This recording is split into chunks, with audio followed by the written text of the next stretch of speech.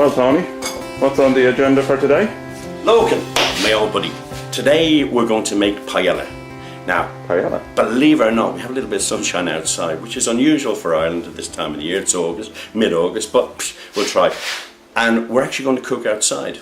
A little bit different, but we're going to do the preparation here, and then we'll shoes off. Nice glass of San Miguel.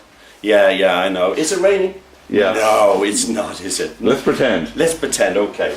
Let's go through. Anyway, what's my shopping list? The shopping list. Because I've never made paella before. Look, I know you were going on to me when we finished filming last week. You said to me, "Oh, look, you know, people are going to go on about where you can get all this stuff and if you can get it all locally." Well, what I've done this time is I've gone to one shop to get most of this stuff, and I'll tell you, it's a local super value up the road from us, and so that Sounds way. promising.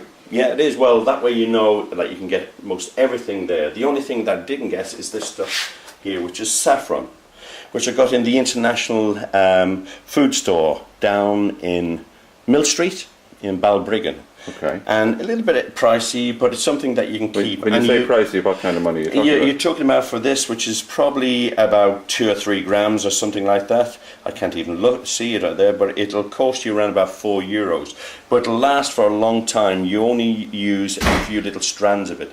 Can you have a look? Can you see? Just hold it steady there now. Oh yeah, so it looks like tobacco. It does a little bit. Okay, now smell that. Very aromatic, isn't it? Okay. Yeah. It's a beautiful smell. Okay, now we'll only use a small amount of that, but it's used predominantly in Spanish and also in Arabic cooking as well. Okay, let's go through the ingredients, start at this end. This important part, we have chicken thighs. Could have used breast, it's easier, but it's more expensive. I have chorizo, which is the Spanish sausage, smoked. It's lovely flavour, and it's made of pork. I have here the seafood mix. Now, I bought this in Super Value. The only thing is that they didn't have any prawns in, so I had to buy some prawns separate. I would say that if the thing about it, do a nice seafood mix, get some prawns in it. I got great value for money with these though. Irish mussels, half price, $1.70 for these. Lots of mussels there. I love mussels. And they're already cooked. And they're already cooked, so we'll just throw those in near the end. The vegetables we're going to use is Lorcan's onion. 1 big size onion, some tomatoes. We'll sieve those or chop them up. We have some mange tout. I have red and yellow pepper. I haven't used green because we got the green in the mange tout. Got mushrooms, the lemons for garnish. Sieved or chopped tomato, which I'll use to give it a bit of colour. I'm not going to use stock in this. The rice is bomba rice, which is a Spanish paella rice. You can, if you want. Bomba rice? Bomba, B-O-M-B-A, bomba rice, okay? Now, where do you get that? Well, it's hard to get, so I've used risotto rice, which I found in our local Super Value. I have coriander. I have my spices or my herbs. I have here some lovely paprika, fresh it is, I bought that up there. I have my saffron, and I've got some rosemary from the garden. Great. Okay, so how do we begin? We'll chop this up. Now, I introduced you to this, my old favourite last week. This is a bread knife, but it just means I can get nice thin slices, and everybody has one of these, okay? I'm just admiring your technique. I noticed you were cutting diagonally across the onion there. Yeah, I cut towards the root and then I cut across the root, okay? We might do a little special on how to cut onions. Yeah, that'll be a later time, has. yeah. I know we have to watch onion at our age and so on, but... Speak for yourself. Okay. I have no problems with that. Yeah, good. I'm glad. Right. Pimento. The peppers. Won't use the whole lot. I'm taking out the pith, and I'll slice those up.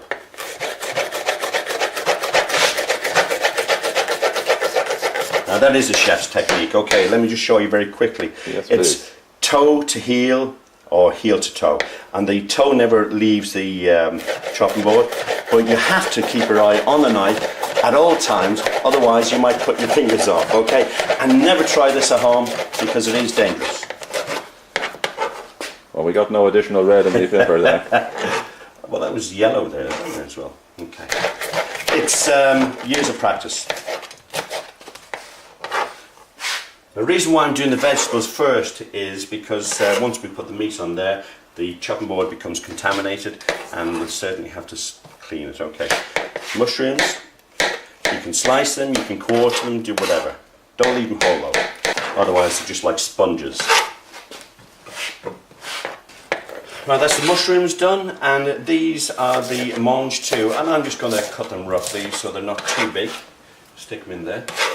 So far, this is just very like a vegetable stir fry. Well, it is. It's a Spanish vegetable stir fry, let's say. What I like about this dish, it reminds me of pleasant times, sitting in the sun with neighbours, good friends, enjoying a lovely bit of food, great conversation, and a glass of wine. And the sun has started to shine outside, by the way. It's You've planned this lovely. very well, Tony. I have to compliment you. Do you know, I'm just going to... Even arranged the weather. Yeah. I'm just going to be a little bit cheeky now, and I'm just going to sieve the garlic on top of the vegetables. It makes it easier because we're going to go outside and cook this. Now, I'm going to use some sieved tomato. Sieved tomato? Yes, sieved tomato. And the reason I'm showing this, because I'm going to show you another dish that, again, I really enjoy about Spain. And this is a breakfast dish, this is. You can see I'm using the fine part of the cheese grater. I sieved 2 tomatoes there.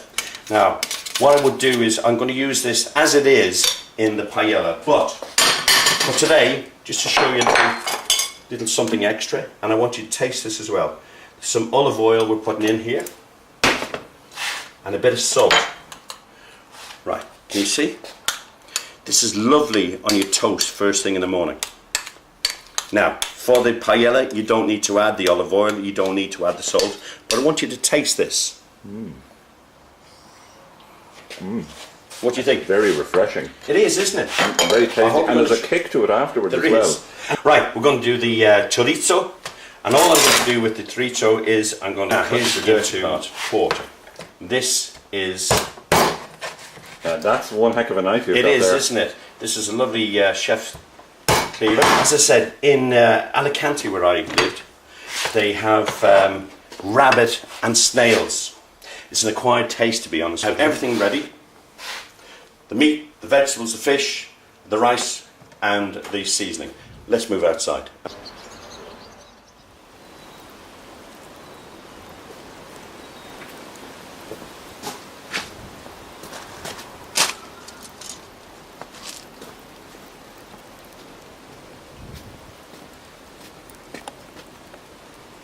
Okay, Tony, we've got our barbecue heated up.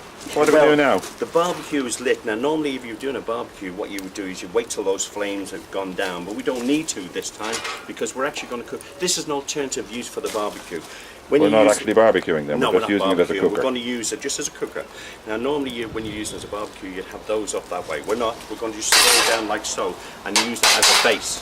Now, flames, I don't mind about because there is the paella pan. That's another thing I don't have. You don't.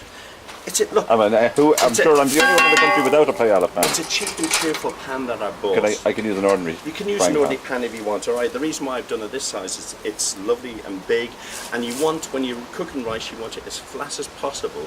So you can see me, can you see me? As flat as possible. So the rice cooks nice and even. Right. The first thing I'm going to do is add the chicken.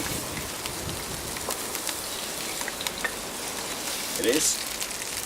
Now all I'm doing here with the chicken is I'm browning it, I'm creating flavour. I'm not going to use a stock in this, I'm just going to use water, so I want to get as much flavour in here as I possibly can.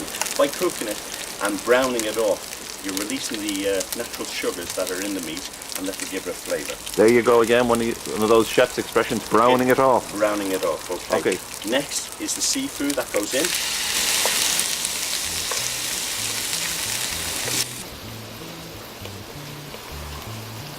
Now look, in goes the vegetables. I'm going to be very particular about what I add now. I'm just going to add the onions and the peppers for now, or mostly onions and peppers. I might be adding some of the beans, but that's not on purpose. So how long did we give the onions and peppers? We give those around about 2-3 minutes to cook, and I'm going to add the rest of the vegetables now. It is a bit smoky, I have to admit. It all adds to the atmosphere. It is, isn't it? Literally. Right, it's at this point I add the rice. And I'm going to mix all that in. There's no liquid there, Tony, is there? Not at the present moment, that will be the last thing we're going to add to it. Bits of rosemary, a few bits of rosemary go in there. In goes my paprika. Of the saffron. Now let me just get a little bit closer there. A few tell me when. Okay, that's very clear. I understand. Okay, put that in. Okay, that's all you need of that. Where did the name Paella come from anyway? Paella. I think paella means rice. It does, but it's an Arab. I know we consider this to be a Spanish dish, but actually the influence is from Arab countries, because as you know, they were invaded by the Moors many centuries ago, and they influenced the culture and the food.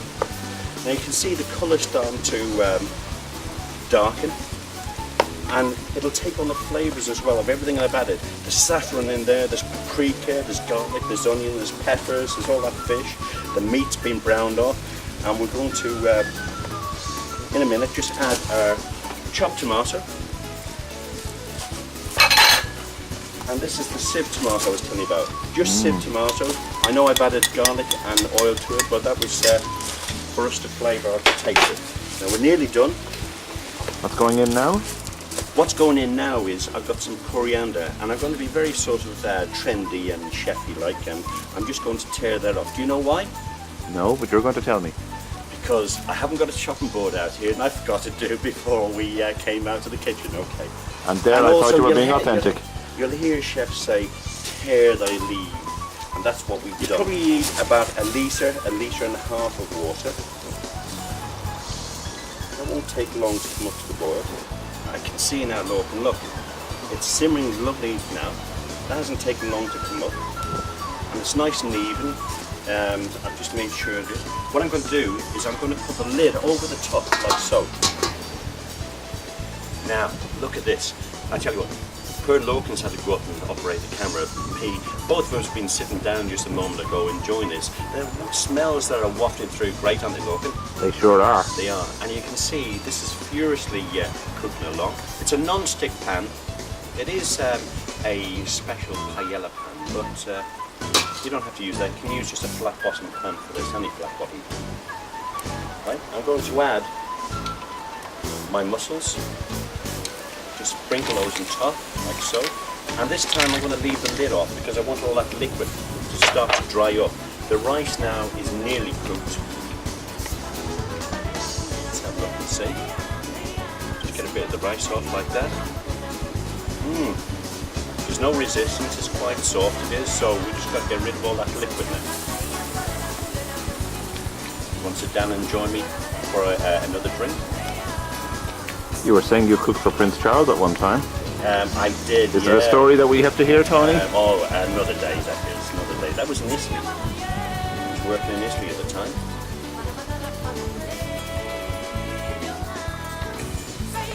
Did he eat paella?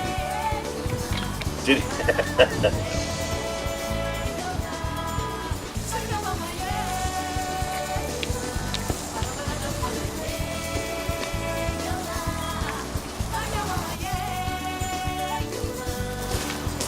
See, it's just about done. There's a little bit of liquid left around the edges there, but that's fine.